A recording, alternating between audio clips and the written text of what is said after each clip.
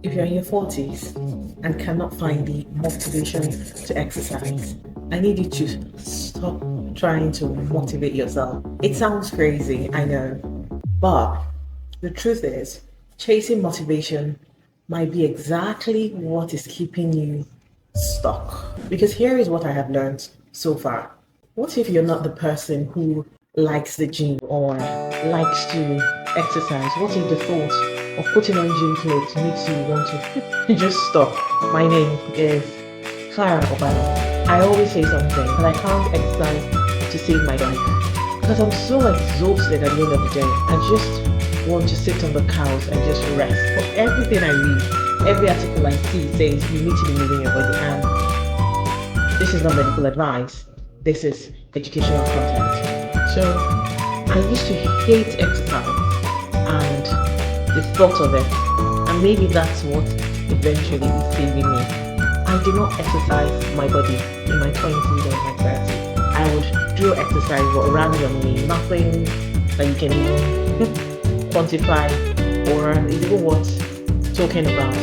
Well, I found out that my hating exercise is what has led me to start to think about it even more. Muscle mass, living longer, gold deposits, they are.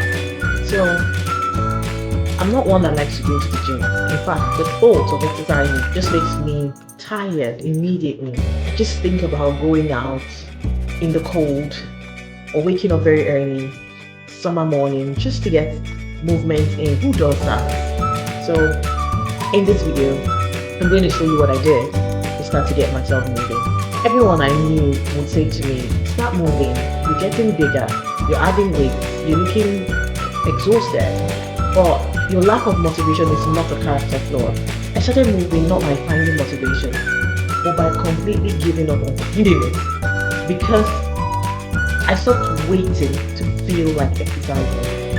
And this is what I started doing instead. Before we go into that, I'm going to just mention why I avoided exercises all these years.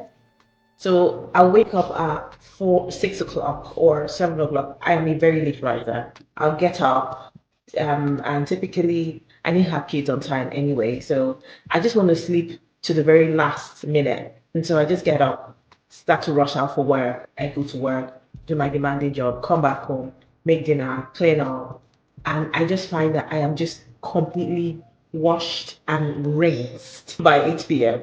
And someone will say exercise, and I'm like, how? I have done enough. I feel so tired and I've worked a lot. And this is one mistake a lot of people make. You go to work and then you do a lot of work at work and you say, oh, I have been exercising.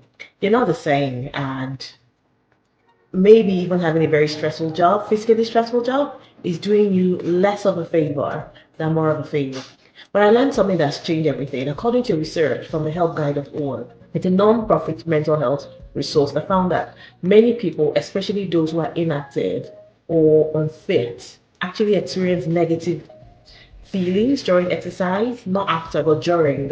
So think about it. Whilst everyone is posting about how they have done a 5K run or a huge on how they feel very good, a huge proportion of people are not very happy about exercising. The study explains that when exercise is over, many people really dislike the process. So the negative feeling is one of the biggest reasons why people quit.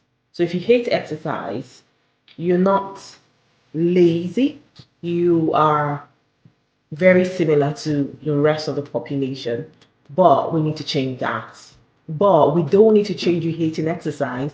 We just need you to accept to move. There's even a deeper reason why your brain resists exercise. And it's quite fascinating. So stay with me on this one because it's going to really surprise you.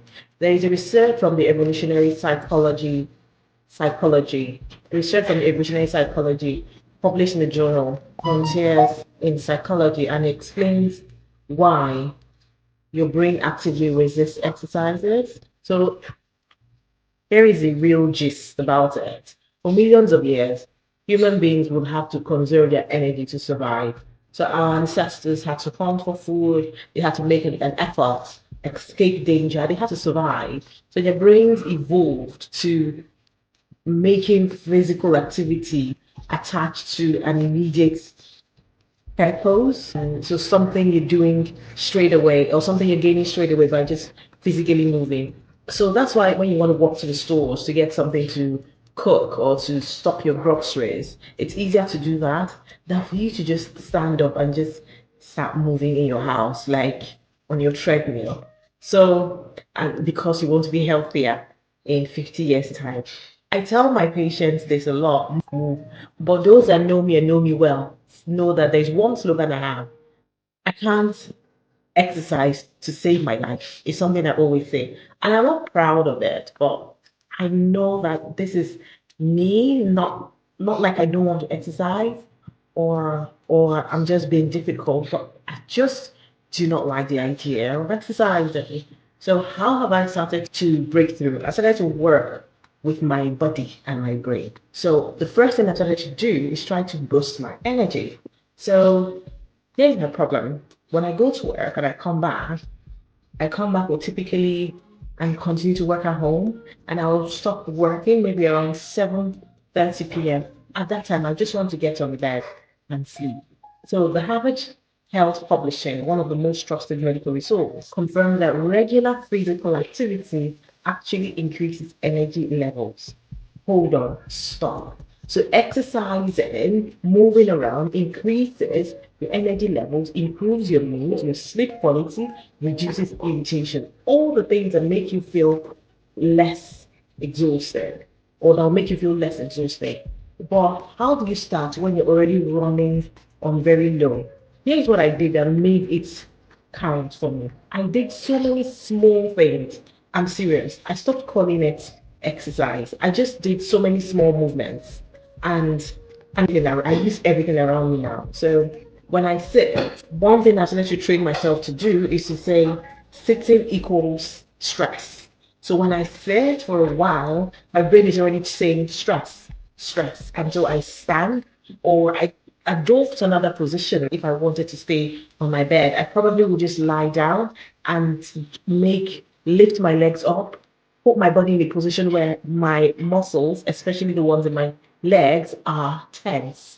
The other thing I'm trying to do is when I'm going to have when I wake up, start my day, I just do a few squats in my bathroom and feel my muscles tensing. So I'll use my hands and touch my legs when I'm doing the squats to have a feel of it's tensing, what it looks like.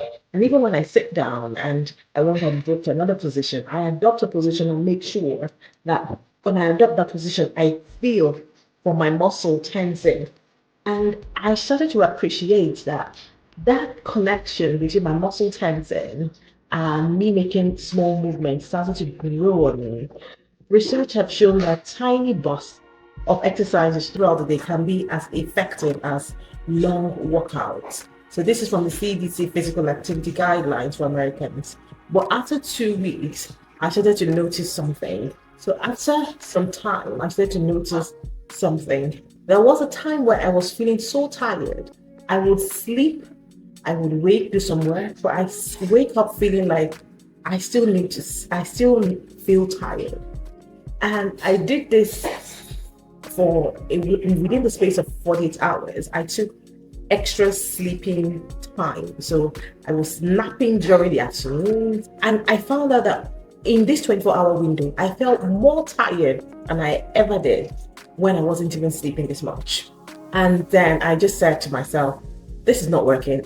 And I'm still very tired. So I got up and did I don't even believe it was up to a minute. But I just got up and did a few squats for about 2 minutes. And instantly I noticed a difference in my energy level. So if you're one of those people who was thinking like me, that you sleep when you're tired and then you sleep some more if you don't feel tired, if you don't feel refreshed, you might want to stop audit and rejig things a little bit and see whether it's your lack of exercising that is making you more tired rather than your lack of sleep. This is a game changer for me. I'm not one of those who suffer sleep deprivation. I can fall asleep at the drop of a hat. So when I start to feel like I need to sleep, I can typically get more sleep if I want to. So I started to notice that these tiny movements were just very natural for me, and it did even more than I thought. I didn't feel it straight away, but with time, I started to feel like I wanted to keep moving, and I think it was because I was now associating how toned my muscles were feeling when I did the small exercises. So let's talk about how to find time when you have none. Now, that's one of the biggest excuses I would say. I'll say that with love because that's my excuse too. I don't have time between work, between children, between household responsibilities. I'm just trying to stay alive. Who has time to exercise? But here is what I learned. You don't need to find extra time at the beginning, especially if that's a struggle for you. You can attach your movement to something you're already doing. So I'll show you how I do mine. Or what I'm doing now is I just there's certain times of the day when I'm in the bathroom, I would usually make out a few seconds to a minute to just do squats in the bathroom. So once I go to the bathroom, my mind just goes straight to do some squats there. The other thing that I try to do is, or I'm going to have, the other thing I'm trying to do now is before every meeting, I will do stretches, and I'm doing my stretches in blocks. So blocks of my neck to my head, and then for my next meeting, I will stretch my arms, and then for my next meeting, I stretch my lower body and everything. So the health guide of OAB shows that triggers and reminders are one of the most powerful ways to build habits. They're called automatic triggers, like environmental cues that make behavior happen even without you having to decide. So you're not relying on motivation. You're relying on a system that you already have and you're not having to create because you want to exercise. So you don't really need a gym membership or any equipment. And that's one thing that when I think about exercising and the fact that I know that I might fail, I just wonder why I want to throw away my money. So I don't even bother registering in the gym and I will not even exercise either. The Harvard Health emphasizes that strength training is very crucial for people over 40. It maintains your muscle mass, balances your hormones, strengthens your bones, prevents you from falling. So you can do this whilst watching TV. You can create a routine for yourself when you're watching your television, and that's when you do your squats or you stand up or you do leg workout. So you want to push up on the wall whilst you're waiting to brew your coffee, or you want to calf raise whilst you're in the kitchen trying to wash up dishes. Do it with what you're already doing first of all. Another way to put it is start before you're ready. So start before you're ready. Ensure that you are using everything you already do. So you're not making, so this is the game changer for me. I was not making any attempt on changing anything because I want to exercise. So it's all I'm already doing, and I'm just putting in a few minutes, slotting a few exercises in what I'm doing. Studies consistently show that you can use social accountability dramatically to increase anything you want to do. So when someone else knows what you're trying to achieve, it could be brother, it could be friend. It shows that and they are holding you accountable. It does really help you keep to that thing that you want to do. So using your work meetings, this one changed my life. I created one simple rule. Before every meeting, I'll stretch for 60 seconds.